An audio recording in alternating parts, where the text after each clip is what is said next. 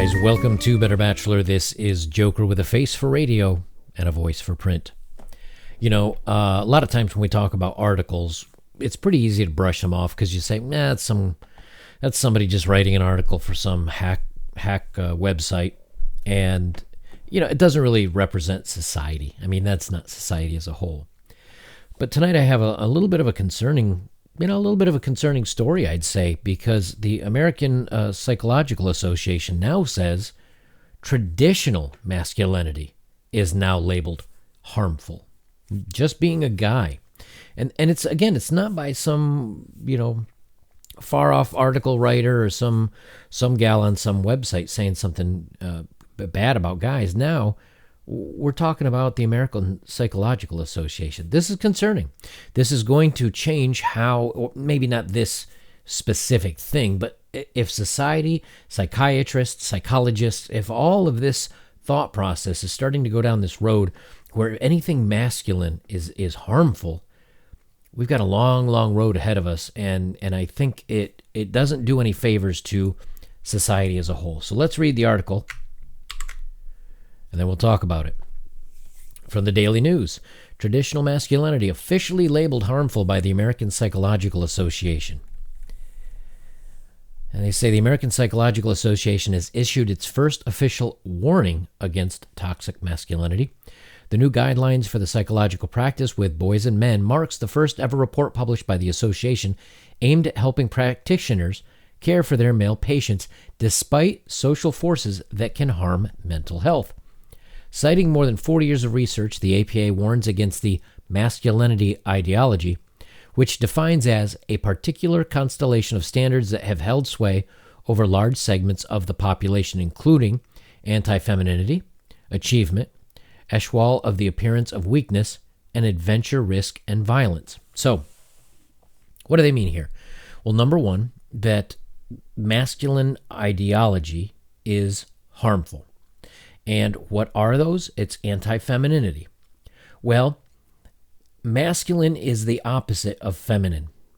So to be a man that is anti-femininity, meaning I don't want to be feminine, is not harmful. Now you may say, some men like to be feminine. That's fine. But to say that men that don't want to be feminine is harmful, that's a very, very damaging precedent. Here, achievement. They say another one is achievement. How can wanting to have achievement, how can that be toxic, or how can that be bad and a bad masculine trait? To eschewal the appearance of weakness, or to do away with the appearance of weakness. I don't know about you, but if I've got 100 or 1,000 military guys on one end of the battlefield that are strong, capable, they don't want to show weakness, they don't show fear, they don't show sadness, they don't show being nervous, and I got the other side that is nervous, biting on their nails and crying and upset, and I know which one I want, which side I'd like to be on. And the same thing goes in society. You can't say that a guy that I don't cry. It's just not, it's just not in me.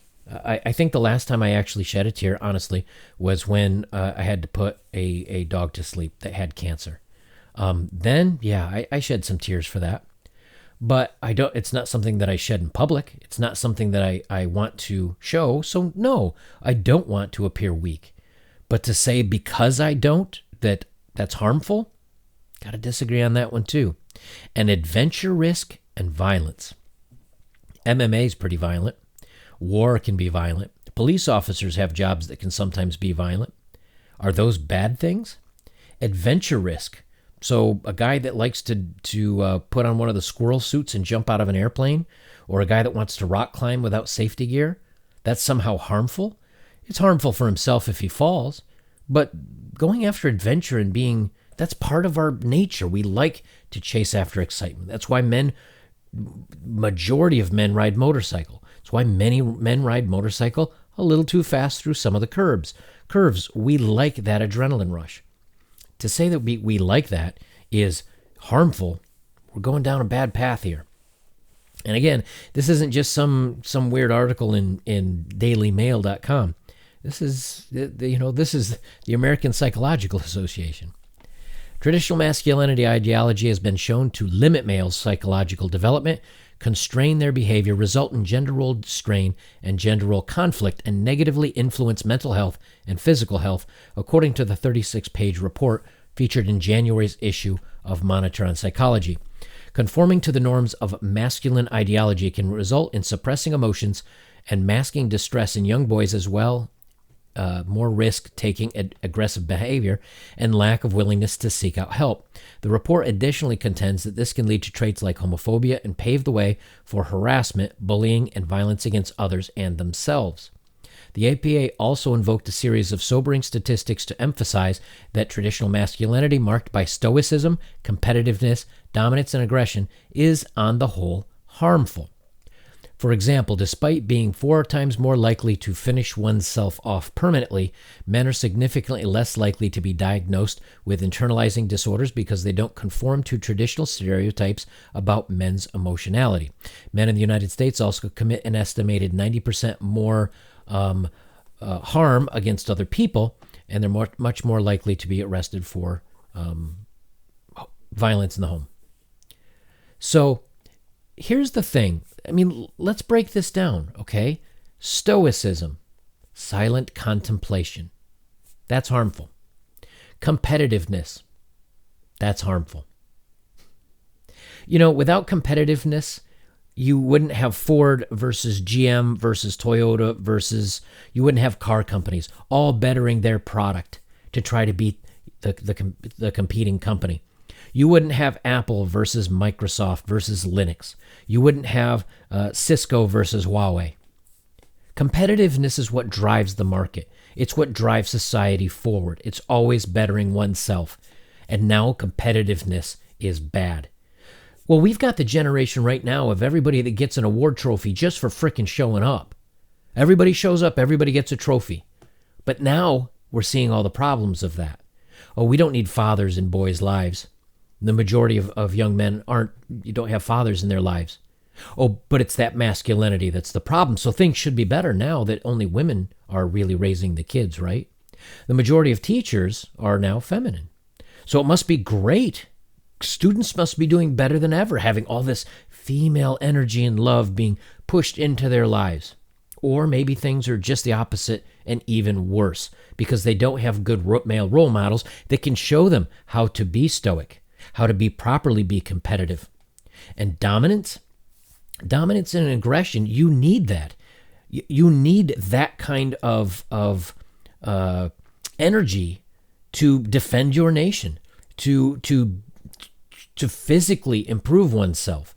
These are things basically that they're just saying everything about a man is harmful. And yes, men do have problems with taking themselves out of society permanently, taking themselves off the globe at a much higher rate.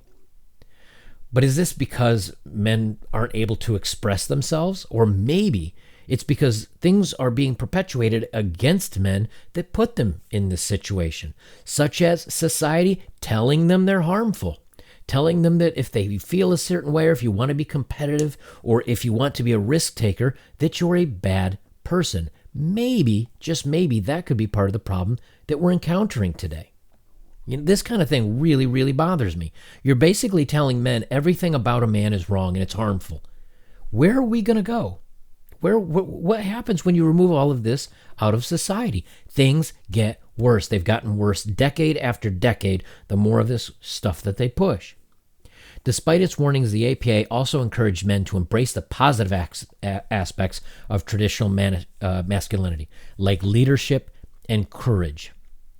Well, do you know what leads or brings forth leadership? Competitiveness, dominance, aggression. Do you know what brings forth courage? Stoicism, competitiveness, dominance, aggression.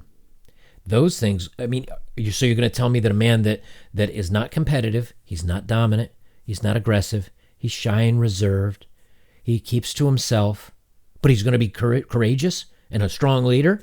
You got to be nuts. You're doing the opposite here. Though men benefit from patriarchy, Wow, they still have to get that in somewhere, don't they? You know, I'd love the fact, though men benefit from patriarchy, they are also impinged upon by patriarchy, says Ronald F. Levin, EDD, a professor emeritus of psychology at the University of Akron and co-author of the APA volume, The Psychology of Men and Masculinities. Guidelines for the psychology practice with men and boys additionally calls on those treating male patients to recognize their own bias and urges to them address how power, privilege, and sexism work both by conferring benefits to men and by trapping them in their narrow roles. Do you know why their roles are narrow? Because society keeps pushing them narrower and narrower. Guys, if you're competitive, if you want to do MMA, if you want to be aggressive, if you want to be stoic, keep amongst yourself and just deeply contemplate the meaning of life. These are all harmful. So you should embrace the femininity. You should embrace being loving. Cry at every opportunity you need to. Sob uncontrollably on the floor as the other opposing military force comes at you. Throw your hands up in the air and just give up. But be a leader. Be creative or be courageous when you give up to that opposing force while weeping openly upon your shoes. You know, this is the society you want, and you know something? You're going to get it. You keep ramming this kind of crap down boys' throats and down men's throats, and you're going to get exactly what you want. And then all of a sudden, when society bloody well collapses across the floor and women are screaming that they can't find a man worth marrying or dating or being with or spending time around because all they are is hanging out with effeminate men that are the same as women minus a couple of parts and plus a couple of parts, you're going to get exactly what you want. You're going to have a society of men, women, and women, women. And then when the societies that aren't following this crap, the societies that aren't worried about this kind of thing, decide to just come in and take you over, you know what? You'll wish you had a hell of a lot more toxic masculinity then to protect your asses from the opposers and the conquerors and the people that are coming in to take over your soft lifestyle. You're going to get exactly what you asked for. And when it happens, I hope I'm not around anymore to witness it, because otherwise I'll be sitting on the sideline just clapping with my toxic masculinity, my aggression, and my dominance, just watching it go down. Guys, if you want to support my work, links are below. I want to hear your comments on this one. I got to hear your comments on this one. I'm really upset about this because this isn't just some, like I said, some left-leaning rag writing about some crap. This is now the information being passed out by our psychologists today on how to treat men. Anything having to do with masculinity now is awful. I won't go on any further, but you can tell I'm upset about this one. You know, they're going to get what they ask for, and then they're not going to be happy. If you want to support my work, links are below. Like, comment, share. I would really appreciate that. And don't forget to check out my other videos. That's another great way to support me. Guys, I'll leave it there. This is Better Bachelor. I'm Joker, and I got to tell you, man, if they get what they ask for, they're going to be hurting.